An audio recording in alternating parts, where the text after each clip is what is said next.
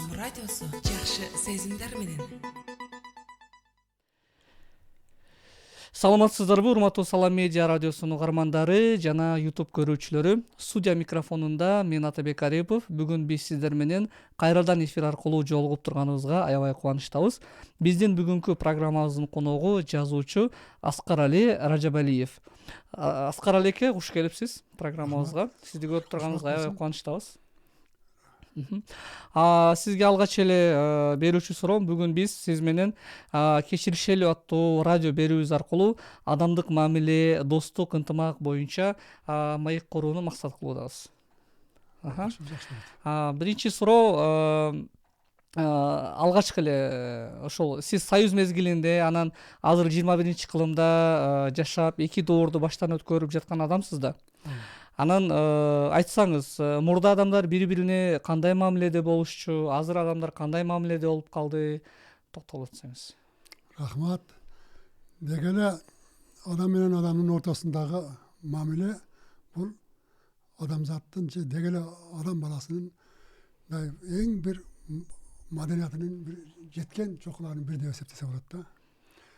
Адам менен адамдын ортосундагы мамиле бул миңдеген жылдар бою адам канча узак жашаган болсо, ошо башынан башталып, өнүгүп, өөрчүп отуруп, адамдын рух дүйнөсүнө, бүтүндөй турмушуна сиңип, кыймыл аракетинде, жүрүм турумунда, бала тарбиялоосунда, коом менен коомчулуктун ортосунда, ал эмес саясатта, мамлекеттик иште дагы адам менен адамдын мамилесисиз эч качан турмуш болбойт, жашоо болбойт.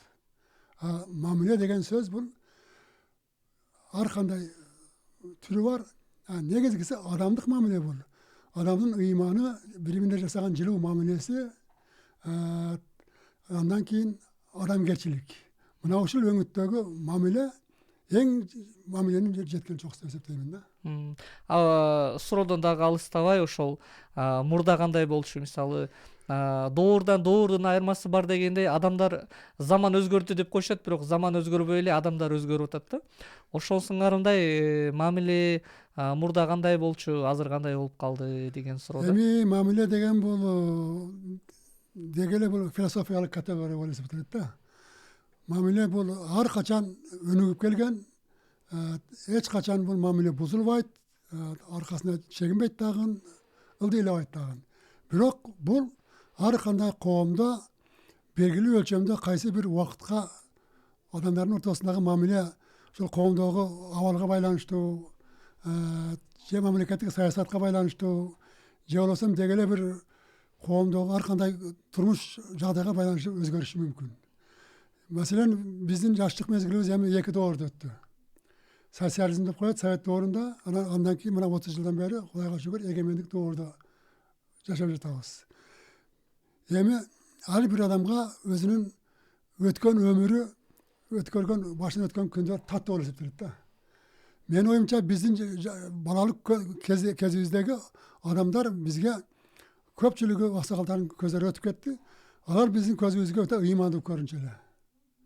Чоң кичик болуп, бирине бири дайым көчөдө көрүп, салам айтып, ал акыбалын сурашып дегендей, анан көпчүлүк отурган жерде бирин бири сыйлап, улуу жашка сый көрсөтүп, жаш улууга сый көрсөтүп, ушундай бир жакшы мамиле болчу да. Анан адамдар менимче ал мезгилде коллективизм деген күчтүү эле. Ушул коллективизмдин өтө ролу чоң экен да. Анан жанагы илимде айтып коет, индивидуализм жана коллективизм деп коет, жекелик менен коллективизмдин ортосунда чоң айырма бар экен да. Союз мезгилиндеги бир жакшы нерсе коллективизм күчтүү эле. Анткени адамдар дайым талаада бирге иштейт эле, кинотеатрга, кино клубтарга, театрларга бирге барат эле. Жамаатташып демекчисиз. Жамаатташуу менен адамдар бирине бири жакын болуп, дили жакын болуп, бирин бири жакшы түшүнүп, анан бири жакшы сыйлайт эле да. Мисалын, ошол кээде биздин эсибизде бар, атайын клубтарга, кино клубтарга. Ошол кинону көрүү гана үчүн эмес. Адамдардын демине, жылуу демине каныш үчүн, бири-бирибизди көрүш үчүн көз көзгө мээр деген маселе бар да. Ошол бир эле кинону көрбөстөн, бири-бирибизди көрүп, чоң кичикти көрүп, ошолордун деминен, ысык ыманынан дем алып, күч алчу элек да. Негедир азыркы мезгилде ошол индивидуизм жекелик күчөп кетти. Bunun hem arkanda yolları var onu.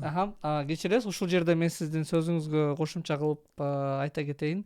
Ошого себеп катары бир 21-кылымда технологиянын өнүгүшү, электрониканын мындай көбөйгөнү, уюлдук телефондордун таасири деле бар деп ойлойсузбу ушул нерселерге? Эң чоң таасир. Анткени мурда жана тойлорго чакырганда ооздеки барып, жолугуп, жүз көрүшүп, мамиле болчу, бул дагы бир жылуулукту кармаганга бир түрткү болгон да.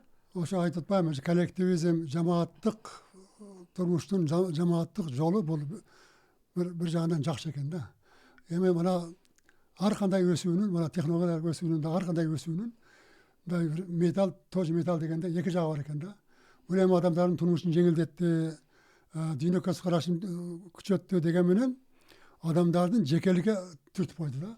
Маселен, мурда телевизор чыкканда биз кече мындан бир 30-40 жыл мурда телевизор чыкты, адамдар бири менен бири сүйлөшпөй койду деле. Ага караганда дагы мына компьютер менен ана смартфон чыккандан кийин ого бетер болду.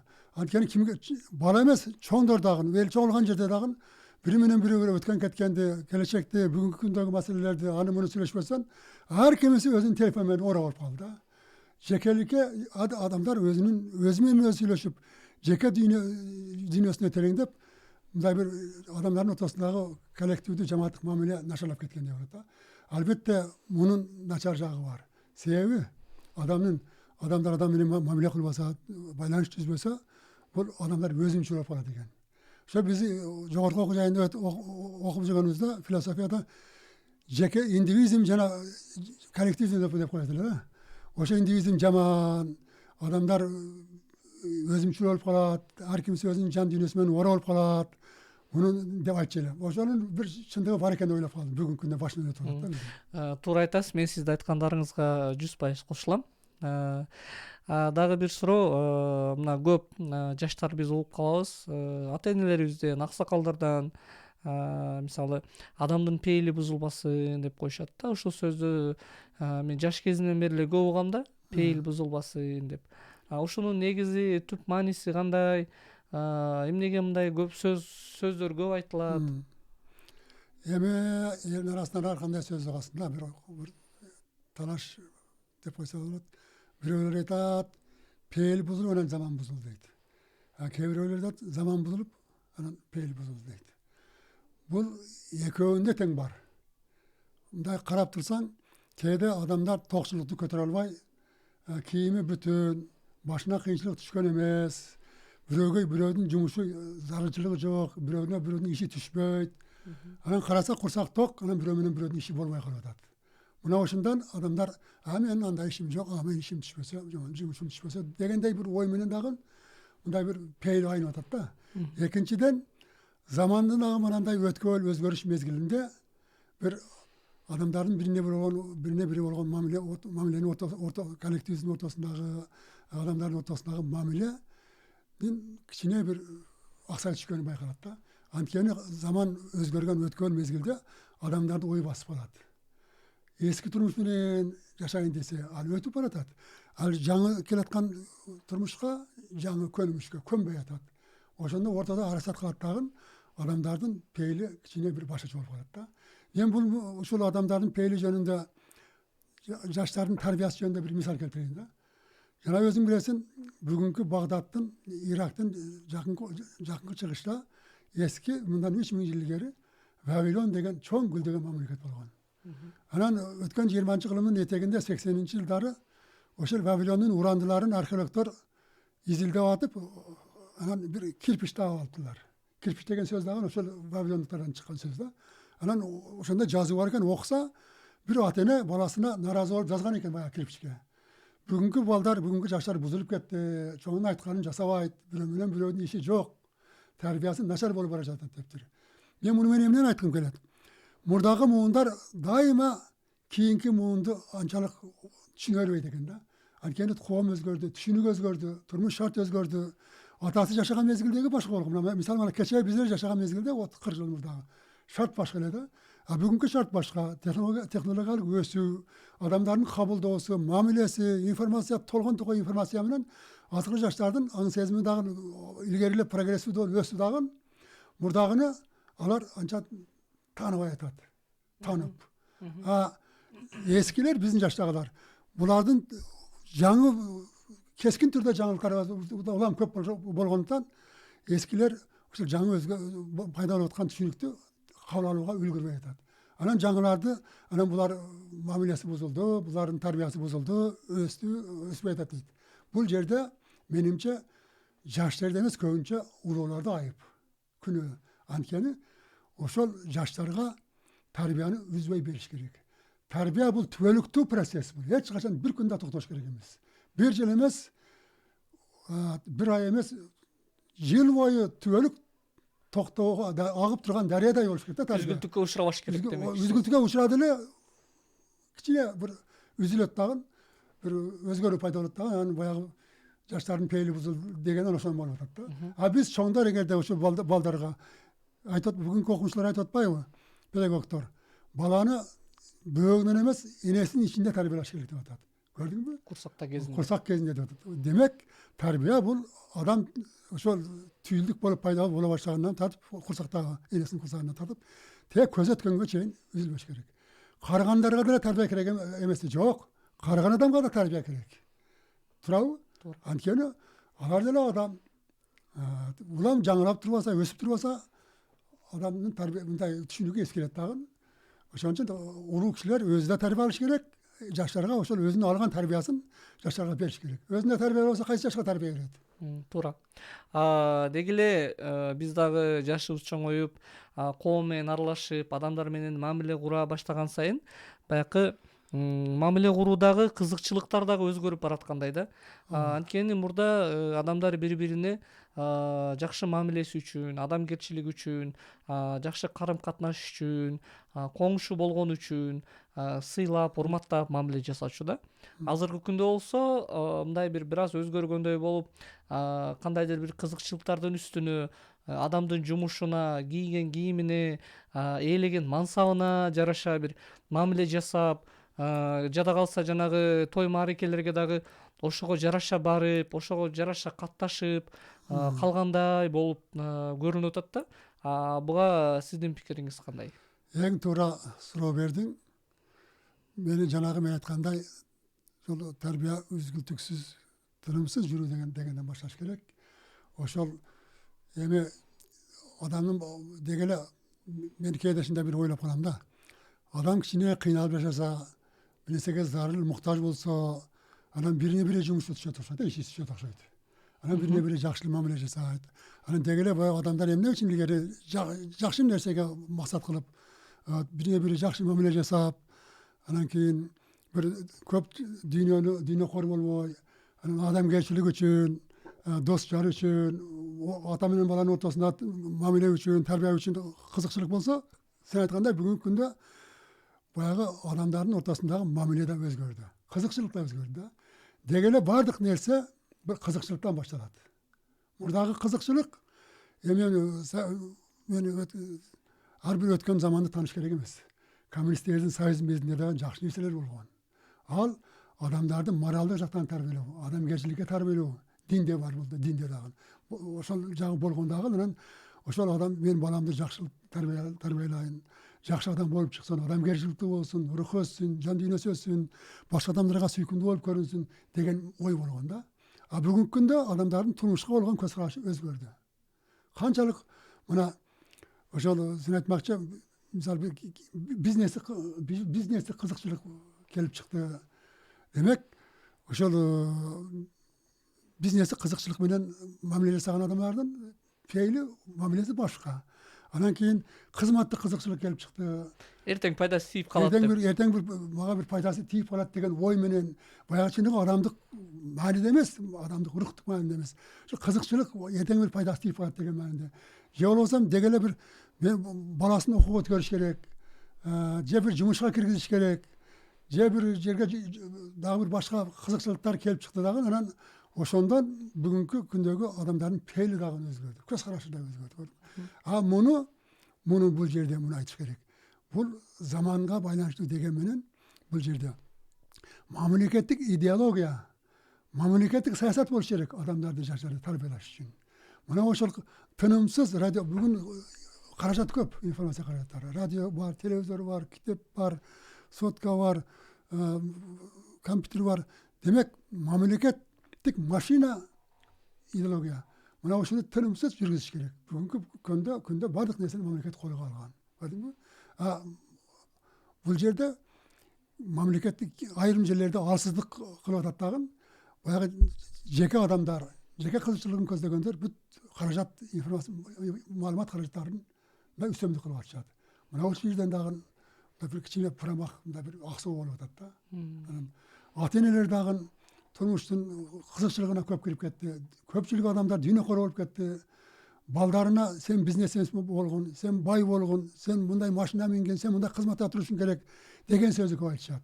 Адам бол, Чыңгыз айтмакчы, күн сайын адам болуу кыйын деп атат. Ошол күн сайын адам болуш үчүн ата-эне, коомчулук балдарды күн сайын тарбиялап туруш керек.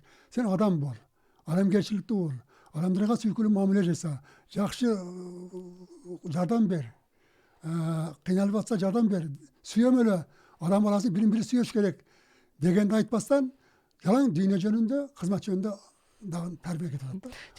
Тескерисинче мындай сен өзүңдүкүн бербешиң керек, сен өзүң коомдо өзүңдү ордуңду табышың керек, бирөөгө бир нерсеңди бербе деген сыяктуу баягы адамзаттын кылымдар бою калыптанып калган эң мыкты асыл тарбиялык мындай сызык линиясы дуу кетип атат да.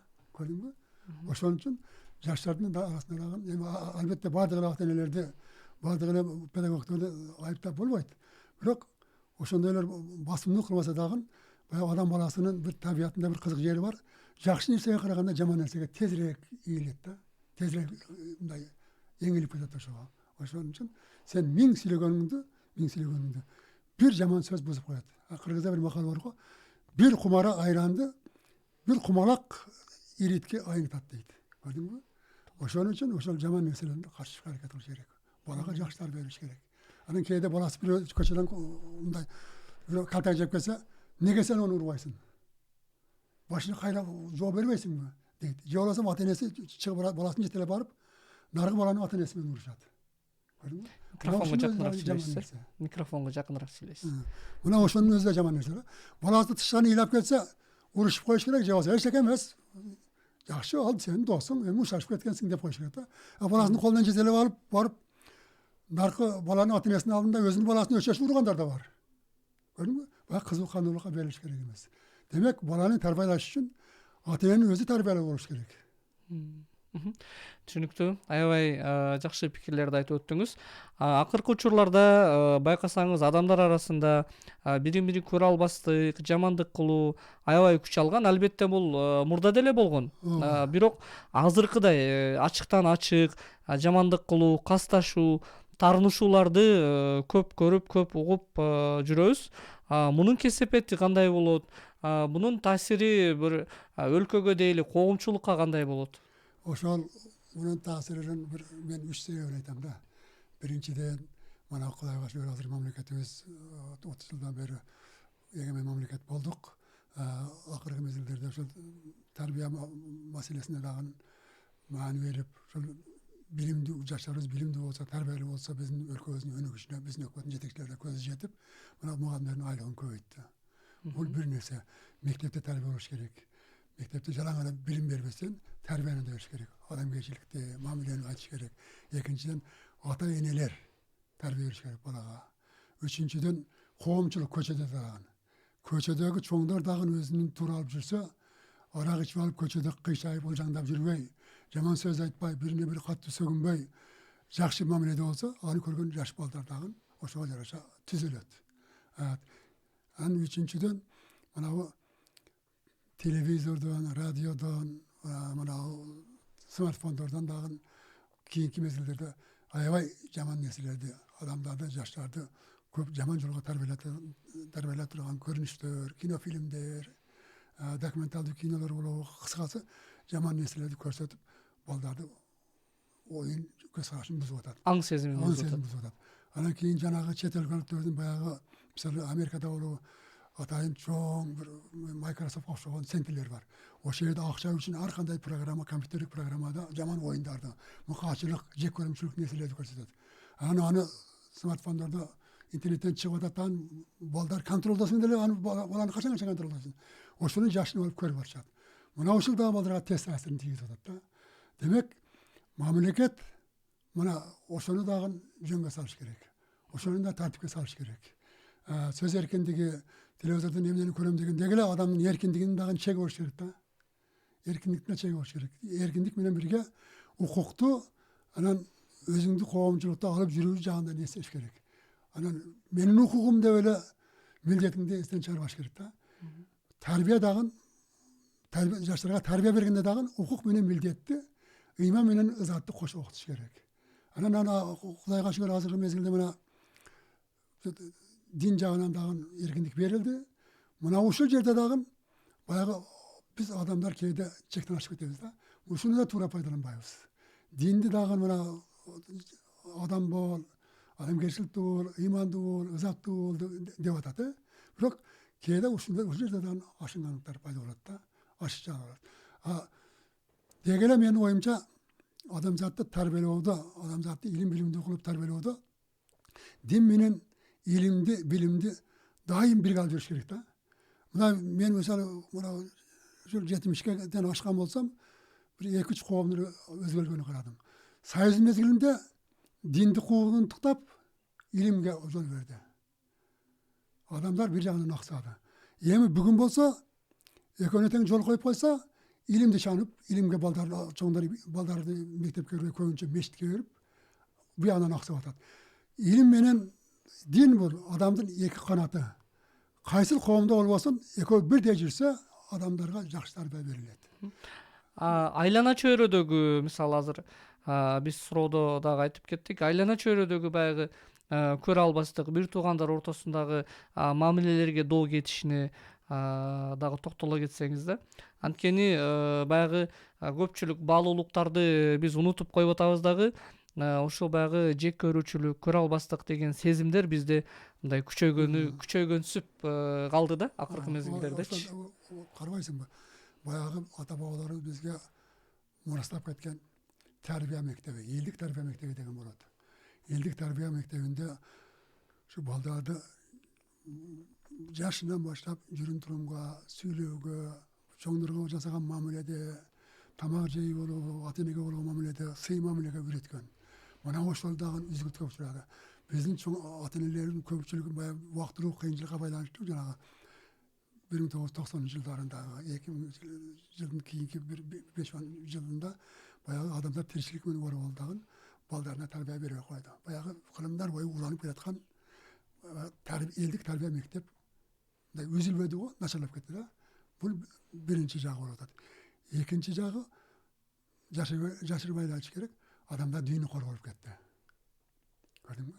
Дүйнө кор болуп кетти. Баардыгы көпчүлүк адамдардын ойлогону кантип бай болом, кантип көбүрөөк дүйнө табамын, кантип деп анан кошунасы бай болсо, бул кошунасы ага жарышып, мелдешип дегендей адамгерчилик ызаатты экинчи орунда калып, баягы жарышуу менен, мелдешүү менен дүйнө корлукка бай болот дагы. Анан кээде балдарга тарбия берген ата эне дагы. Сен баланчынын баласын көрдүңбү? Базарда жүрөт. Магазинде ушундай соода кылып атат. Акча таап атат жашынан. Сен болсо солдоюп жүрөсүң деп атат. Көрдүңбү? Анын ордуна балага тарбияны бер, көбүрөөк китеп окусын. Айтмакчы, бүгүнкү күндө өтө жаштар аз китеп окуп калды. Дээрлик окубай калды. Китеп бул тарбиянын эң бир чоң ысык түгөнбөс кенчи жана жылуу очогу бул китеп. Мына ошол биз балдарыбызды китепке кайра алып барышыбыз керек. Ошондо биздин жана сен айткандай жек көрүүчүлүк жоголот. Анткени китеп мына смартфон, компьютерге караганда, интернетке караганда, интернетте көрүлө турасың, коюп койсоң китепте сен адамдын терең ойлонушуна, толгонушуна, баягы каармандардын башынан өткөн жакшы жактары, кемчиликтерине терең ойлонуп, адам ошону жанагы жылкы баштап чөптү жеп алып, анан түндө кайра оозуна чыгарып шилекей менен жутуп сиңиргендей, китепте сен жакшы нерсени жакшы сиңиресиң да. Ошон үчүн Kitap Kudayga şükür akırkı mezgillerde şu kitapka kişine yaşlar kayta başlaganda bolup atat. Biz kitapka da kaytışыбыз керек. Анан дегеле şu terbiyanın bir жактуу эмес, көп жактуу болуп барыш керек да. Туура айтасыз, албетте. Мисалы үчүн адам жакшы нерселер менен азыктанса, жакшы тамактанса, деги эле баягы сапаттуу продукцияларды көбүрөөк өзүнө мындай эме кылса, пайдаланса, бул жакшы. Организм үчүн пайдалуу. Ал эми ошону менен бирге жанагы терс негативдер, баягы көрө албастык деген эмелер адамдын жан дүйнөсүнө руханий жактан кандай таасир берет? Анткени азык түлүк жактан баягы жеген продукциябыз биздин организмибизге пайда бергендей, баягы терс нерселер дагы баягы биздин руханий жактан баягы бир кичине аксап калганга мындай салым, көбүрөөк салым кошуп коет экен да. Туура. Анткени мындай да. Баягы адам баласынын курсагы менен бирге көкөрөгү бар. Курсак бул тамак аштын канасы. Көкөрөк бул рухий кана. Бул адам экөөнү тең курсагы тоюш керек да.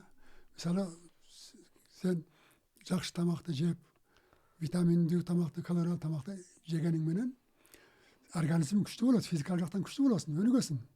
Көзүң курч болот, кулагың бүтүн болот, физикалык жактан күчтүү болосуң. Бирок биз айрыкча жаштардын көкөрөгү бош. Ошол бош көкөрөгү ал толуу эле көкөрөгү жакшы нерсени толтурса, жакшы нерсени окуса, жакшы нерсени укса, чоңдордон жакшы тарбияны алса, ички мамиле күчөсө, анан кийин кыскасы көкөрөктү жакшы көкөрөктү жакшы мындай руханий байлыгын, казынасын жакшы нерсе менен толтурса, ал адамдан жаман адам чыкпайт. Эгерде ошол жаштарды учурунда көкөрөгүн жакшы нерсе менен толтурбай, жакшы тарбия бербей, жакшы рухий казына байлык менен толтурбай тим койсоң, ал толтуруш керек да. Бала эмне кылат? Ар кандай жаман нерсени көрөт, анан мына көкөрөк толуп жаман нерсеге толот. Анан баягы бул жаман нерсе мусорго толдубу? Көкөрөк мусорго толду да. Карайды. Анан ал ачыйт.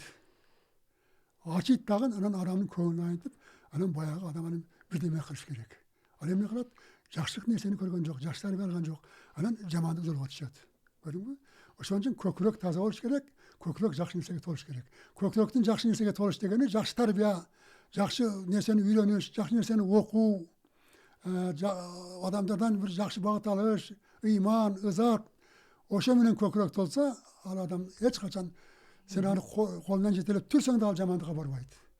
Демек биз баягы өзүбүздүн курсагыбызды эле камын ойлобостон, курсакты эле баягы азыктандырбастан руханий жактан дагы азыктанышыбыз керек деп айтайын деп атасыз да. Ата эне баласын күчтүү болуп, акылдуу болуп өсүп өнсүн деп күчтүү тамактарды эле бере берсен, күчтүү тарбияны да бериш керек да. Ошондо баласы толук кандуу, ар тараптуу эрудициялуу толук кандуу жакшы адам болуп өсүп чыгат. Биз ушул сыяктуу баягы мээримдүүлүк, адамгерчилик, бири-бирин урматтоо, ызаттоо, чоңдорго урмат, кичүүлөргө ызат деген сыяктуу баягы баалуулуктарыбызды кайра азыр бар, эми жоголуп кеткен жок. Ушул нерселерди сактап калыш үчүн, анан жоголуп бараткандарын кайра калыбына келтириш үчүн эмне кылышыбыз керек? Бир аксакал катары, баягы көптү көргөн адам катары кандай кеңеш берет элеңиз? Жаштарга айрыкча. Биз өткөндөн калган, ата бабадан калган жакшынакай тарбиялык мектепти, жакшы тарбиялык мурастарды, адамды ызаттоо, сүйүү, мекенди сүйүү, аялдарга жакшы мамиле жасоо, аксакалдарды сыйлоо, урматтоо, жаштарга ызат деген жүздөгөн жылдар бою ата бабаларыбыз жашап келген ушундай бир тарбиялык мыйзамды унутпашыбыз керек. Жаштар ошонун баардыгын өздөштүрүшкө, үйрөнүшкө аракет жасаш керек. Бир жактуу эле азыркы эле технологиялык өнүгүү менен, компьютер менен, смартфонду эле кучактап жата бербестен, адам жанагындай өткөнгө да кайрылыш керек да. Ошон үчүн Расул Рамзатов деген абардын чоң жазуусунда айтканы бар. Сен өткөнгө таш атсаң, келечек сени замирек менен атат дейт. Өткөндү тансаң, ата бабалардан калган асыл тарбиялык асыл нерселерди konuduğu bağlı neselerde, eldik bağlılıklarda, madani bağlılıklarda, ruhi bağlılıklarda eski almayı unutsan, sen erten qoğum, keyingi senin turmuşun seni zamir ekmeğine atat. Anan oşantıp, anan zaman buzlat degen sözde. Ekinciden, bu neseni mamleket dağın sistem alı türde yürütüş gerek. Mektep programmasında oluğu, yaşlar talebede oluğu, bardık yerde bu sistem, mamleket sistem alı yürütüş gerek. Anan atene, qoğumçuluk dağın bu neseni uluğlar dağın esten çıkarış gerek emas da. En birinci aksakaldar, uluğlar ülgü oluş gerek yaşlarga. Özlerin жүріп, егерде жаш улуулар şöyle ата бабадан қалған рухи, madani жақсы баалуулуктарды, қазыналарды жақсы өздөштүрүп, өздөрү ошону карманып тутунса, анан ошону балдарга, жаштарга өткөрүүгө аракет кылса, эч качан бул тарбия мектеби, кылымдар бою созулуп келаткан, уланып келаткан тарбиялык жакшы нерселер жоголбойт. Ал өзүбүздөн эле элдин өзүнүн ынтызарлыгынан болот. Түшүнүктүү. Жакшы, ар бир нерсенин формуласы болот да. Бакыттын деле формуласы болот. Ошол сыяктуу эле жашоонун формуласы дегенде кандай түшүнөсүз? Аны эмнелерден турат деп эсептейт элеңиз? Жашоонун эң алгачкы формуласы бул маңыздуу жашаш керек. Адамгерчиликтүү жашаш керек. Анан өзүңдү гана ойлобостон, айна чөйрөңдөгү, үй бүлөңдөгү, анан айна чөйрөңдөгү замандаштарыңды ойлош керек. Анан кийин жашоонун дагы бир маңызы ошол жакшы нерселерди үйрөнүп, көп окуп, ар тараптуу илим билимдүү болсоң, өзүңө да тиричилигиңе жакшы, келечекте мамлекетиңе да жакшы. Кыскасы, маңыздуу жашоо үчүн көп нерсени үйрөнүш керек да. Жөн эле солдоңдоп, курсагың ток болсо, курсан болуп жүрүш керек эмес. Анан дагы бир нерсе, бир адамзатта бир кечиримдүүлүк деген нерсе бар. Ушул боюнча дагы биздин пайгамбарыбыз айтканда, кечиримдүү адам эң мыкты адам деген. Анан кийин эме Толстой, орустун улуу жазуучу Лев Николаевич Толстой деген бар. Ушунун бир аябай сонун учулук сөзү бар экен. Кечиримдүү десе, чоңдор эле кечиринбестен, же чоңдорду эле кечирип койбостон, өзүңдүн балаңды да кечире бил дейт. Аялыңды да кечире бил, кызыңды да кечире бил. Керек болсо бештеги балага да кечирим сура дейт. Эгер бир туура эмес жасап койсоң, көрдүңбү? Адамзат адамдык белгинин, адамдык касиетинин эң бир улуу нерсеси бул кечиримдүүлүк болот да. Кечиримдүүлүк бул пайгамбарыбыздын эң жогору баа берген насааттарынын, осуяттарынын бири.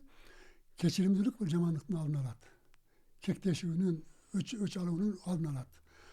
Эгерде сен бирөө менен айтышып калсаң, же бирөөгө жамандык кылып койсоң, же билбей жамандык койсоң, кечирсең, наркы адам да бирөө жибейт, эрийт, анан кечирет. Ошон үчүн кечиримдүүлүктү дагы жаштарга, кечиримдүүлүктүн баасын дагы, ушул маңызын дагы балдарга түшүнүш керек. Анткени кечиримдүүлүк деген эмне экенин билбегендер көп да. Мындай айлананы карап көрсөк, азыр баягы адамдар бири-бирин тарынтып алса же капа кылып койсо, эми кечирим сураш керек, баягы мусулманда тарынышуу 3 күн деп айтып коет. Эмнеге мен кечиришим керек, мен кечирбеймин, ал келип өзү кечирим сурасын керек болсо деп туруп, анан экинчи адам баягы барып кечирим сураса деле өзүн баягы бой көтөрүп кечирбестен, баягы адамды ыза кылып, ушунчалык баягы жер менен жексен кылган учурлар деле болот да. Бул эми адамдардын тарбиясына байланыштуу болот. Дүйнө карашына. Кечиримдүүлүктү унутуп баратабыз деп. Кечиримдүүлүктү унутуп да баратабыз, анан кээ бир адамдар сурайт. Бул адам, ар бир адамдын жеке мүнөзүнө дагы, жеке адамдык касиетине да байланыштуу болот да. Анан ошон үчүн, мисалы мени бирөө тарынтып койсо, же уруп койсо, сен уруп койсоң, сен келип менден кечирим сурасаң, мен кечире беришим керек. Ошону кечире билбегендер да бар да. Кайра өчөшүп, көрдүңбү? Ошон үчүн кечиримдүүлүк бул эки жактуу болуш керек да. Эки жактуу болсо, ошондо кечиримдүүлүктүн маңызы ачылат, анан кечиримдүүлүк күчүнө кирет да. Анан кечирбесе, ал кечирбеген адамдын адамдык сапатына байланыштуу болот. Кечиресиз, ушул жерде суроо да. Кечире билүүчү жагдай бар, анан кечирбей кое турган жагдайлар бар деп эсептейсизби? Ушуга бир тактоо иретинде сурайын деп Кыргызда бир эң сонун макал бар да. Атаңды өлтүргөнгө энеңди бер дейт. bu sözün oluluğunu kara. Atağındı öldürgüge enеңdi ver deydi. Sağa kançalık jamanlık kılsa dagın, eğer de seni keçirebilmese, nargı adamlık sapatının joktuğu. Sen azaptarsan dagın son nargı adamdan. Sen barıp oşunun keçirim surasan, birinciden sen özüң жеңилдейсиң. Ekинчiden nargı adamlık sapatı olsa adam uyalıp kalat. Uyalıp kalat bolbosa sen özüңdün adamlık mildetinden kutuldun. Adamlık ululuğunu körsettin. Nargı sen şu adamды öldürgөн enеңди ver degенде сага жамандык кылса барып сен ага жакшы мамиле кылсаң, ошого да мамиле кыла албаса, ошого да жакшы жылуу мамиле кылбаса, анда анын жолу башка. Акырын коштошуп коюш керек деп Акырын коштошуп коюш керек, аны адам менен мамиле кылбаш керек экинчи. Демек ал өзүнүн толук адамдык сапатын начатын көрсөтүп койду. Бир өзү көрсөттү. Түйүнө чейин ачып көрсөтүп койду да. Анткени бул суроонун бергенимдин себеби мен өзүмдүн жашоомдо да ушундай нерселер болот да, баягы жакшы мамиле жасап келатып туруп анан кийин бир катачылык кетирет, анан 2 катачылык кетирет, 3 жолу катачылык кетирет, 3-чү жолда кечиресиз, анан баягы адам менен мен кайым айтышпай эле акырын эле коштошуп койгонго туура келген жагдайлар көп болот да. Ошон үчүн ушул суроону берип атканым Туура эле. сизге. Арасы 3-4 жол кечирим сурагандан кийин жакындашка Мүмкүнчүлүк берем да. мүмкүнчүлүк бергенден кийин анын биринчиден паам парасаты жетпedi. Экинчиден адамдык касиети Алсыздык кылды. Ал демек ал адамдын толук ким экендигине сенин көзүң жетти. Пайдасы жок. Ага жамандык такылба, ал менен мамиле кылбай, акырын мамилеңди үзүп кое бер, болду. Кутуласың жамандыктан. Чоң рахмат. Биздин берүүбүз дагы акырындык менен өз соңуна чыгып баратат. Бүгүнкү ошол кечиришели программасы аркылуу кандай пикирлериңиз бар? Айтып кетсеңиз. Мына бүгүн эң жакшы темада сүйлөштүк. Силер бул теманы кеңейтишиңер керек. Дайыма жаштарды, жаран эле жаш өткөн улууларды эмес, жаштарды, карыяларды, энелерди, жигиттерди, ал эмес жаш кыздарды дагы мындай кантип кеңейтип дегендей ушул теманы тереңдетип бир канча мезгилге чейин улантсаңар, менимче мунун таасири жакшы болот. Жемишин берет. Ал эми мен ушул аксакал катары жаштарга айтар элем, эң биринчи балдарым кечиримдүү болгула. Кечиримдүү болуш үчүн кечиримдүүлүк деген сен жөн эле мен кечиримдүү болом десең эле кечиримдүү боло албайсың. Бир эле ооз менен чечиле атаган нерсе эмес. Кечиримдүү болуш үчүн адамдык сапат болуш керек. Адамдык сапат болуш үчүн сен көп нерсени окушуң керек. Элден жакшы нерселерди угушуң керек. Карыялардын насаатын угушуң керек. Китепти окушуң керек. Кыскасы адамзаттын эң бир баалуулугу болгон жакшы сапаттарды үйрөнүш керек. Ошону үйрөнүп сен көкүрөгүң жакшылыкка толсо, сен кечиримдүү адам болосуң. Анан башкаларга жакшылык кыласың, башкаларга ыманың ысык көрүнөт, анан сени башкалар дагы сыйлайт жана сени да кечире билет. Ошону айтмакчымын. Сизге чоң рахмат, атайын убакыт бөлүп бүгүнкү биздин берүүбүзгө келип жаштар үчүн деги эле жакшы кеп кеңештериңизди бергениңиз үчүн терең ыраазычылык билдиребиз. Алдыдагы жумушуңузда ийгиликтерди каалап кетебиз. Рахмат силерге да калайм. Чоң рахмат. Ушуну менен биздин берүүбүз кечиришели аттуу программабыз соңуна, кезектеги берүүсү соңуна чыкты. Кайрадан сиздер менен жолугушканча аман калыңыздар. Студия микрофонунда мен Атабек Арифов болдум. Сак саламатта калыңыздар.